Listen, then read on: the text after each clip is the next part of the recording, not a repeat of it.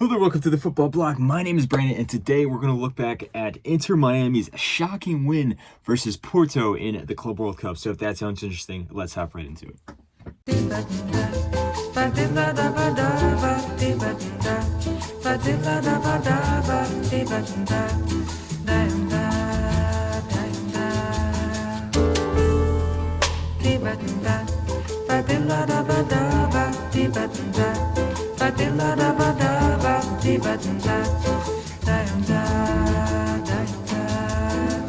Eu quis amar, mas tive medo e quis salvar.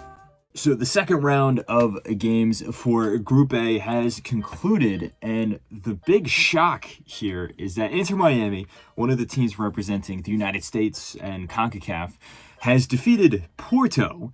And not only did they defeat them, but it was also in dramatic fashion, coming from behind. And the winning goal was yet another amazing free kick from the best player of all time, in my opinion, Lionel Messi. This game overall was very interesting. There's a lot of storylines, a lot of narratives here to focus on. The game itself, like I said, was just a very end-to-end, very fun game to watch. The first half in particular was extremely back and forth, in my opinion. Luis Suarez had a really good chance at the beginning, but then Samu from Porto was able to get a penalty after somewhat of a controversial call. There's a lot of people out there saying that this penalty wouldn't be given if it wasn't for VAR, and I gotta be honest, I criticize a lot of the decisions that VAR makes sometimes, or decisions that are made using VAR at least. This one in particular, I'm okay with it being given a penalty. Either way though, Porto scored the penalty there. Samu scored the very talented striker for Porto.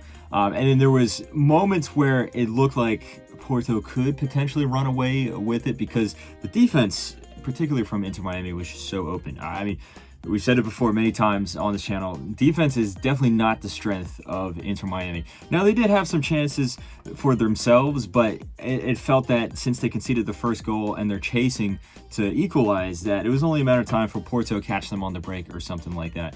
Ultimately, that did not happen, though. And in the second half, Javier Mascherano made some changes to the personnel, made some changes to the formation, and Inter Miami dominated the first, I would say maybe 20 minutes of the second half. They played amazing.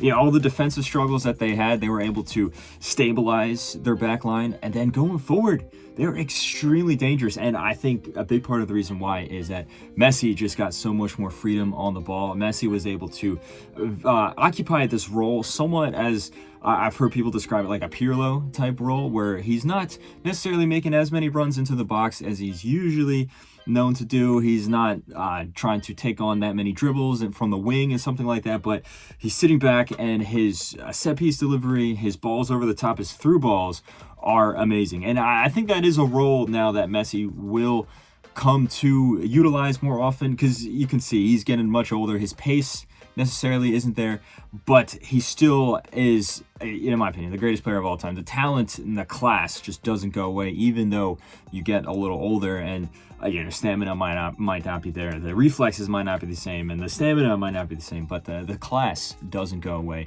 And we saw that here as Inter Miami were reinvigorated. Segovia scored actually a really nice finish, a volley into the top corner there to tie 1-1 completely out of nowhere. Porto were shocked, and then only a few minutes later, Inter Miami got a free kick. It was from very far out. Messi went for the shot. He almost scored, but that was a foreshadow of what is to come only a few minutes after that, as Inter Miami got yet another free kick. This time Messi put it right into the top corner, a pinpoint shot there. A beautiful goal from Messi to make it 2-1 to Inter Miami. I think they kind of calmed down a little bit after that. They weren't as aggressive, and Porto had one or two chances, but still, they didn't look as confident as they were in the first half. And Inter Miami come away with the win here. I mean, we saw, obviously Jordi Alba didn't play, but the other Barcelona veterans here, Sergio Busquets, Luis Suarez, and like I said, Lionel Messi, they kind of rolled back the years. Now, you can see visibly that they are older. If you just look at them, like, they're not in the tip-top shape that they used to be. They'll make some bad passes. It's just the pace is not there. But like I said with Messi, with these two other guys as well, the class doesn't go away. Some of the passes that Busquets was able to put through, the positioning from Luis Suarez was still world class, you have to say. And it really pulled through. Like for Inter Miami, these are the type of moments that you need them to show up, even if they can't consistently do it game in and game out. As for Porto, they have a lot of young talent in this team. All throughout the team, some guys, some individual players have some great performances. We mentioned Samu already, but a lot of their midfielders and the goalkeepers, in fact, I would say both goalkeepers, had a very good performance. Oscar Ristori for Inter Miami, side tangent here, has been having a great tournament. You can argue he has been the best goalkeeper of this tournament so far.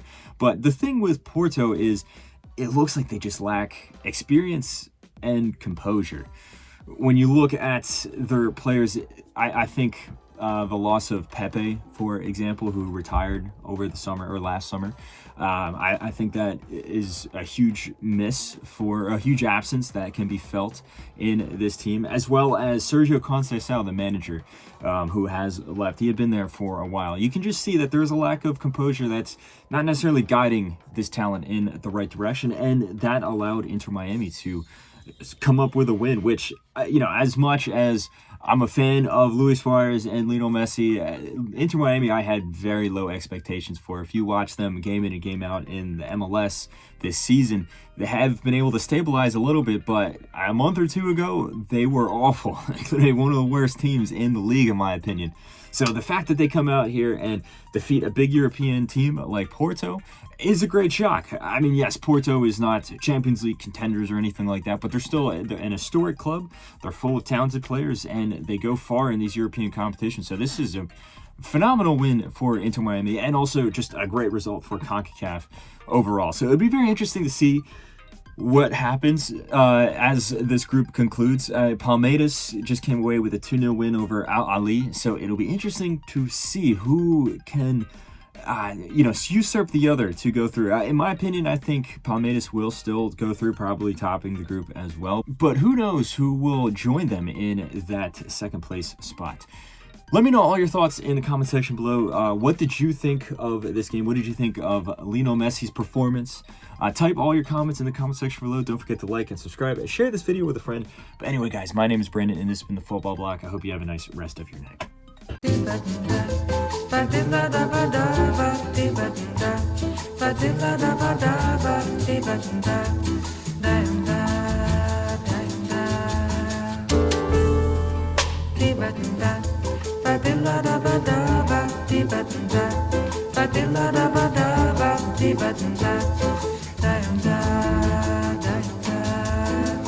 Eu quis amar.